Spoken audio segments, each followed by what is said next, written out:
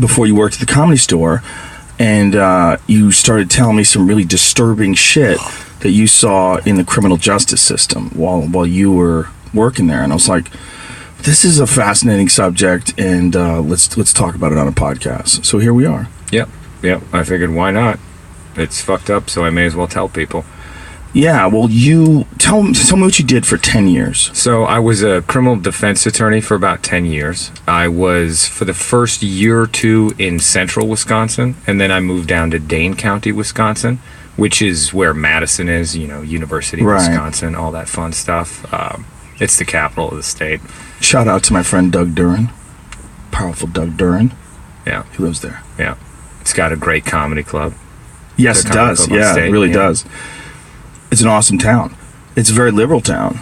Very liberal town. And you would think that because it's very liberal that black people are treated well there, and it is absolutely not the case. It is if you're black in America, I mean, you've seen the studies, you've seen the statistics, you've seen riots, things are not good. You're not being treated well. And you would think that the worst place to be would be where you see riots happening, like Ferguson. Mm-hmm. But actually, it's Madison, Wisconsin. No place are black people more poor in relation to the white people around them than Madison, Wisconsin. Nowhere else do black children get arrested more often in comparison with white children than Madison, Wisconsin. You would think it's Birmingham, Alabama. You would think, where are those pictures that I saw people getting hoses turned on them or dogs sent on them? I bet that's where they treat black folks like shit. No, it's Madison, Wisconsin. What do you think is causing that? I mean, why is this one area in your assessment from working there for 10 years? Why is it like this? There's a ton of different factors, and all the factors boil down to racism. I know it's kind of condescending for me to be a white guy from the Midwest calling racism on everybody, but I'm just going to tell you what I've observed and, what the numbers show. Because the thing is that you can't argue with the statistics. If this ever came down to an argument about whether or not these numbers are fair, these people are being treated fairly, we know where they are. They're in prison. We can point to the actual people. They could raise their hands if they wanted to and say... But I'm sorry. I think really what's important, one of the things you pointed out was in specific crimes where a white guy and a black guy with no record did the exact same thing. The difference in punishment between the white guy or the black guy. Because this is... So if you want to count numbers of people that have been arrested, I think there's a possibility that it runs into that quagmire. Well, how many black people are there? How many white people are there? Are they in bad neighborhoods where these things are taking place? But what you're talking about is the exact same crime. Yep. So you can really see the obvious contrast there. Yeah. The best example is burglary. So burglary is a crime that there's multiple stages to burglary. There's people who are very good at burglary who will, knock on a house and announce themselves, say, "Hey, Kathy," just to try and avoid being charged with burglary under the statute, just the way it's worded. But teenagers do burglary a different way. They wait till somebody's out of town, a couple of them, and they'll get caught in a group. And if that's your first trip into the justice system, you are probably, in Dane County, you're probably going to get a deferred prosecution agreement. And if you keep your nose clean, you'll get an expunction, which is where the judge says, I don't think the community would be harmed, and I think you would be helped by making it like this never happened. So the police can keep a report of it, but nobody will ever know. So the black kids don't get the offer of expunction right out of the gates. The white kids do. And then when they fuck up, and they do, because they are 19, and a lot of the white kids are stealing for heroin. I don't want to sensationalize enough, but that's what you do. So they'll steal for that. And even for that, like in LA County, black foster kids are way to come up with the money to pay for it, or they have the money to pay for it, and they were just burglary. So they still have options. And at the end of it, they're going to get probation. They'll heroin. I I don't want to sensationalize enough, but that's what you do. So they'll steal for that, they'll get popped again, or they'll get popped for curfew. And now the deferred prosecution agreement is pulled, and so they're technically convicted of a felony. At that point, the white kids will still have options of saying, like, let me give this another shot. I'll plead to more offenses. I'll plead to more of the bail jumpings. Let's haggle. Let's haggle on what we're going to do, because they've already entered a plea on the record to the felony for burglary. So they still have options. And at the end of it, they're going to get probation. They might get 6 months conditional time in jail, but they're going to get probation. And the black kids who fuck up the same way, who were charged with the same offense, in my experience, and what everybody else notices, they go to prison. They just off to prison. So white burglars in their early, late teens, early 20s, conviction, deferred prosecution, possibility of expunction, then still fuck up, and then they get probation. Black kids, one chance, prison. And once they go to prison, you don't really get out of that system very long, because they just keep catching you up on probation or parole violations. And so that's just one example where same number of convictions, whether or not it's a kid with no convictions or a bunch of convictions, the determining factor was the race of the kid, because they're both poor. The white burglar defendants and the black burglar defendants are generally both poor, because if your parents have money, you just pay the restitution and you kind of walk. Whoa. Not in every case, but when there's money over the barrel, when you can pay the restitution in a criminal case, it's such a rare thing that the prosecution will bend over backwards to help you get that money to the people that you fucked over. And that's all they would have to do, is pay the equal amount, and they could skate? No, they don't skate completely. But since so few people ever get their money back from the prosecution of the crime, anytime you can put the money up, they will bend over backwards for you. So for a theft case in like that, yeah, you could conceivably not be punished for breaking into someone's house and stealing something if you pay them for it back. Yeah, if like the act of breaking in, you won't be penalized for that? That seems crazy. Well, I mean, if you can pay for it. Like, put yourself in the shoes of a prosecutor, where day in, day out, you convict people of crimes and you give them time, but then there's these victims, and all they ever get to do is read a report. All they ever get to do is sit in a chair and say, you really screwed me on this one day. And then a lot of times the defendant doesn't even fucking look at them. Right. And so they never get to come with a win for their victims. And paying restitution is a win for the victims. Right. So you can't ignore that. No, I mean, I totally get it from a rational sense, but it just seems fucked. I mean, that literally is buying your way out of jail. Absolutely. If you look at the difference between someone who figures out a way to come up with the money to pay for it, or they have the money to pay for it and they were just stealing for a kick or just to be a piece of shit, versus someone who has no money.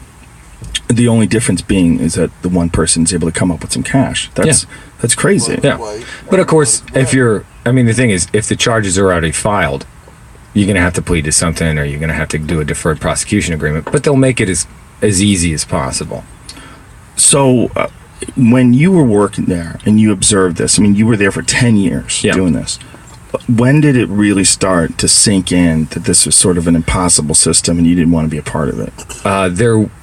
So in order to combat, I guess, the view that people were becoming increasingly more violent, Dane County did this thing called the Special Investigations Unit. And the Special Investigations Unit was supposedly a race-blind selection of the 10 most dangerous individuals in Dane County, most likely to reoffend and hurt somebody else. And they staffed it with the Department of Justice and Probation and Parole, and some other people that we didn't know that they staffed it about. And so they just discussed these issues, and the Sheriff's Department and the U.S. Attorney's Office, and they made the list of these people that they thought were the most dangerous in Dane County. And then they summoned them all to a meeting where they threatened them, and they said, hey, if you step out of line, we're going to fucking max you out on everything. So if you spit on the sidewalk, ticket. If you disorderly conduct, we're going to hit you with disorderly conduct as a repeater and try to throw you in prison for it. So you cock off even a little bit, you're taking the ride. And also, by the way, we have some services. So here's a place where you can apply for a job. And they were all black. That was when I knew there was no fucking point to this. Because in Dane County, there are like 4.6% of the population or something is black. They can't all, like the top 10 most dangerous people in Dane County are not all black. I know this because some of the most dangerous people in Dane County were my other clients, and they're white. And I was like, I looked at the list, I'm like, I got other guys that belong on this list. I had a number of people on the list when it first came out, and then when they redid the list, I had a couple more. And when they redid the list with a new 10, all black. So I know black people are not evil. I know they're normal. I know they're just like everybody else. How are they, you know, it's because it's white or black, the coin flip, white or black. They're telling me it came up 20 times in a row on heads. Like, random chance doesn't even account for this. There's no race blind way to, and they told me afterwards, they're like, no, we did it in a race blind way. There's no way you did. You might have thought you did. So the system doesn't even understand how racist it is. How could they say they're doing it in a race-blind way? I mean, if you legitimately think there were more dangerous people that were working under you, or that were being represented by you, rather, why? I mean, what was their criteria? What were they judging on? Was it judging on how many convictions, the violence of the conviction? Like, what were the criteria? Well, it was just, number of convictions and offense severity. It's they try a lot to figure out a good metric to predict, you know, new criminality, and it never really works. It was patterned after a program that they did in the South. So it's kind of like they took the names and birth dates off a bunch of files and they passed them around. And miraculously, every single one of them was black. Now, numbers-wise, is that possible? Like, is it possible that all the people that were the top 20 had the most amount of violent convictions, the most amount of this, the most amount of that, and that was just, they just happened to be black? Is that possible? It is not possible because I had other clients who beat them. And so you knew, right, you knew the criteria. Yeah, and worse people. Everybody in that courthouse had somebody that was worse than anybody on that fucking list. That's insane. So you're saying, like, literally you could replace the list with white people that were violent, dangerous criminals, and it would be a better choice.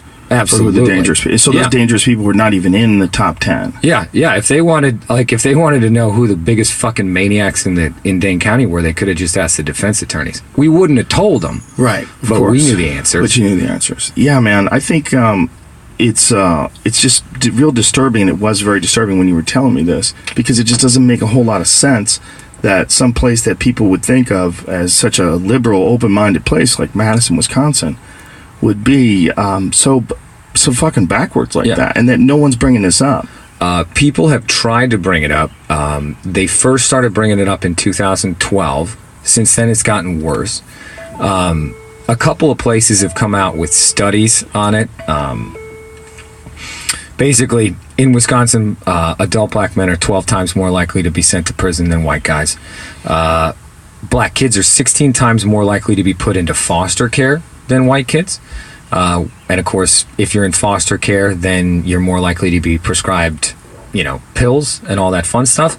And even for that, like in LA County, black foster kids are 8 times more likely to be put on behavior altering medication than white kids also in foster care.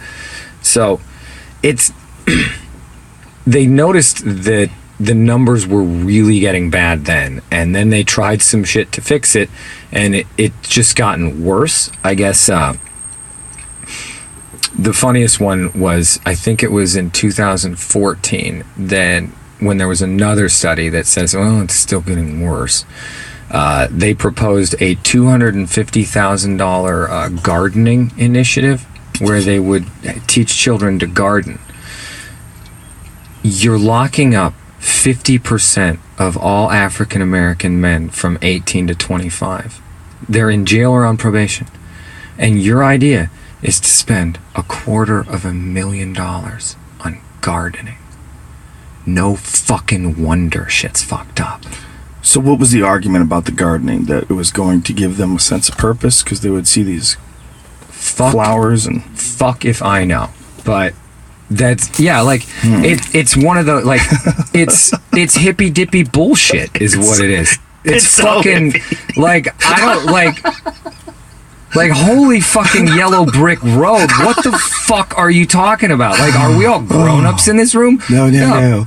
We've noticed some studies that came out of Norway. Yeah. Where they took prisoners and they showed them how to make tomato sandwiches. Yeah. And they could grow their own tomatoes. They felt so much more comfortable about being a person. Like, let's keep stealing fathers from their children.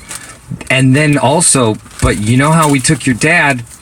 This is the magic of begonias. You know? Like, you know, sorry we fucking shattered your family, but aren't lilacs beautiful? Right. And you have to ride the bus to come see your lilacs. It's just horseshit. It's just, if that's what they think will make a difference, then we're fucked. Yeah, I mean, that's probably a good idea for, like, maybe a community center that wants to help kids out and give them some sense of purpose, but to sort of subscribe that to criminals or to people that you've convicted of crimes or people that you've put in jail, like... or just anybody. You can't make people garden. Like, we actually had a war about that. There was a war about 150 years ago about making people garden based on the color of their skin. It was the Civil War. I found an article about it. What I'm saying, yeah. The anecdotes from this are kind of funny if you want to read it. I've been locked up my whole life, so doing programs like this are like planting a seed. He said, you have to nurture a plant almost like a kid. It's kind of weird to think about it that way, but I think it's going to show me how to become an adult. Wow. And he said that after he brained the social worker and raped her dead body. Can I do it NPR style? Yes. And after everyone had a chance to talk, it was time for some hands-on gardening. One table was covered with dried lupin and larkspur plants that the inmates stripped of seeds. After the gardening work was done, the inmates gathered again in a circle to talk about how to connect what they've learned from life after they're released. John is currently serving time for his 6th drunk driving conviction. A little too sexy. It's pretty good, but you're a little too sultry. You burn. Yeah. You burn, son. You burn at a low... I'm sorry. But you do burn. You gotta be a little more dry.